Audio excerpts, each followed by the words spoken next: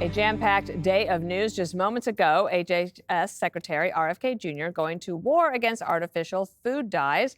Gavin Newsom is putting his own party on blast in a brand new interview. But first, to a monumental Supreme Court case on parental rights.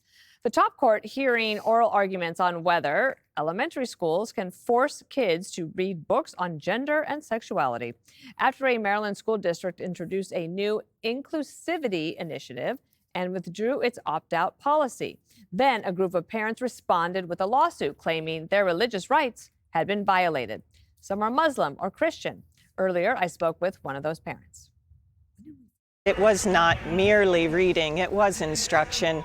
And you can find in the court documents how the teachers and principals were instructed on how to approach the children and instruct the children with a very one-sided answer and approach to any questions that would come naturally from the children when these heavy topics are introduced.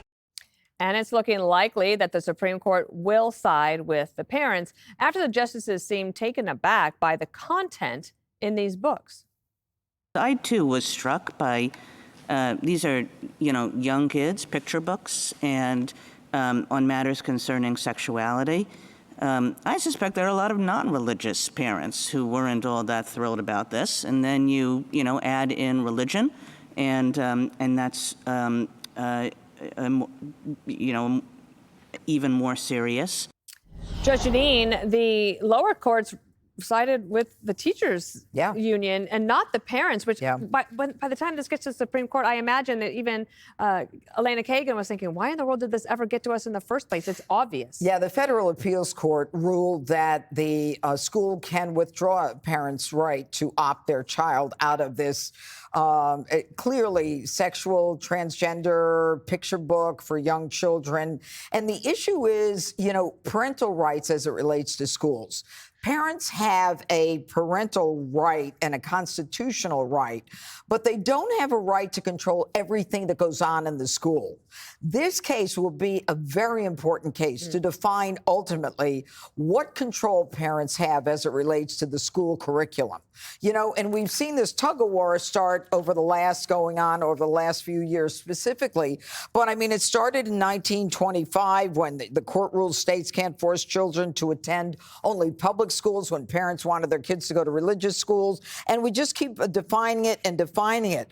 But I think that the argument that the schools are using is pretty bizarre. They're saying that they want to be able to instruct these children about these books, not just read, but instruct, because, quote, diversity is strength, inclusivity is promise, and every child deserves an education that invites the truth. But I, as a parent, should have the right to say, I do not want my child exposed to any kind of ideology of gay or lesbian sexuality, irrespective of whether it violates my constitutional beliefs as a parent. So let's leave religion out. So the question, I think, is going to be a very simple one, where the courts are going to say you can opt out. But that's why, Dana, right now in this country, 29 states and the District of Columbia have school voucher programs so that parents don't have to deal with this nonsense of being called white supremacist and racist because they don't want their 5-year-old to be shown how boys have sex with each other. This is bizarre. Jesse, even the other justices also seemed a little taken aback by the content, but in their brief, the school district said it's just merely to introduce the concept. And the parents are saying, no, that's what we can do that at home. We don't need to do that in the classroom between 3 and 10. I'm going to teach gay sex to your 6-year-old, whether you like it or not, is a powerful argument to the Supreme Court. Maybe the most perverted argument the Supreme Court has ever heard. Judge, can Justice Alito set these lawyers on fire? I don't think it's a good idea. idea. Probably not. Can he call Chris Hansen to catch a predator? Because this is a confession. These people in Montgomery County are sick. And look at these titles, Dana. Pride Puppy, Uncle Bobby's Wedding. I did a deep dive. It's more than just gay romance. Drag queens, F is for feather boa, I is for intersex. And they've managed to do something no one's ever done in the history of civilization: unite Jews, Muslims, and Catholics together under one banner. Now, when all of these people have fought wars and killed each other for centuries, maybe you realize you're doing something wrong. You're right. The teachers now have this guidance session where they will facilitate the conversation and ask and answer questions to the students. What kindergartner has a question about cross-dressing?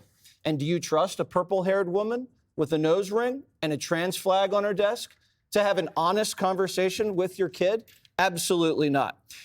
What's scary here, Dana, is they're so adamant about this that they've gone all the way to the highest court in the land, and they've spent $1 million in legal fees. And their argument is this: if one or two people opt out, then the lesson doesn't work. Okay, so that's like saying if two guys get a doctor's note to get him out of gym class, and there's 48 out of the 50 kids still in gym, then gym doesn't work. That's a preposterous argument. And Alito, I cannot wait to read his opinion. Greg, you've got a great amount of notes. That I do, sweetheart. If you know, you know.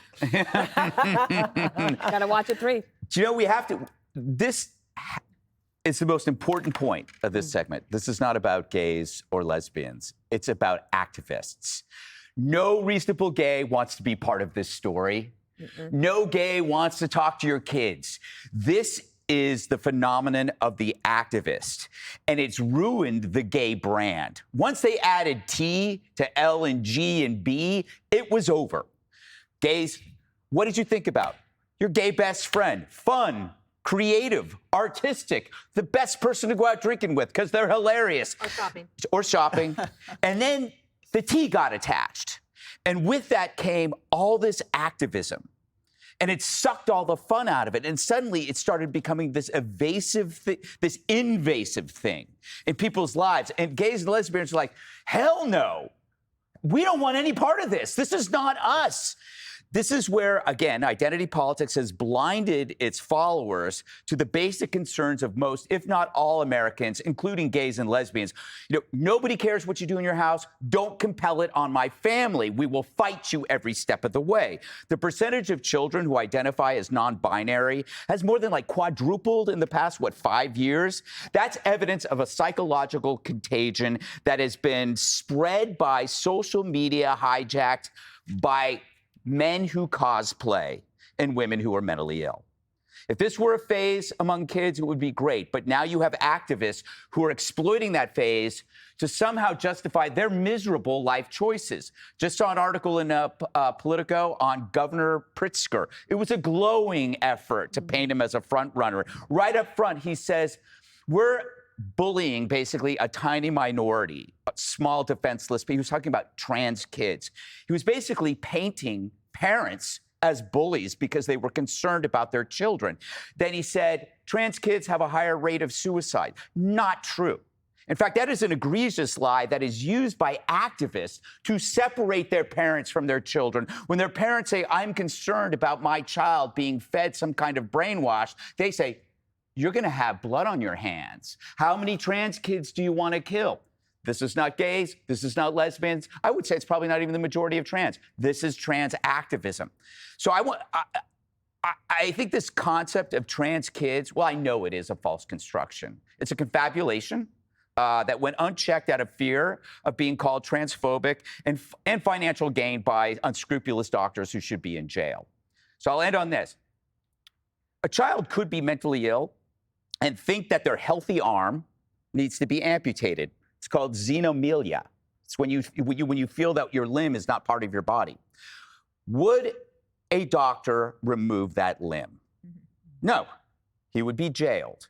Why are genitals different than your arm or your leg? That's a question they cannot answer. Sandra, I'll turn over to you to say whatever you want, but I just want to put up for everybody on the board something that Martha McCallum was talking about with the teachers union representative at 3 o'clock. Maryland school rankings for math and reading. If you look at 2013, they were 2nd and 16th in the country. Wow. And just in 11 years, now they're 20th and 39th. Yeah, and this is not a focus for the teachers unions, and they should be focusing on reading, writing, and arithmetic. But Randy Weingarten told Martha that they want to focus on the whole child. She said 90% of it's reading, writing, arithmetic, and their studies, 10% is on the whole child. That's too much with report cards like that. And J.B. Pritzker has to answer for that in Illinois as well. Look, Billy Mojus is one of the plaintiffs in this case, and she was on America Reports at 1 o'clock today. She's not even going as far to say, get this out of the schools altogether, keep it. Right. We want the option as parents to opt out. It was there before. They took it away from us. We want to reinstate that. We want to have the choice. And I think I said this to you at the commercial break. As parents, we spend, blood, sweat, and tears on social, religious, moral values in the walls of our home.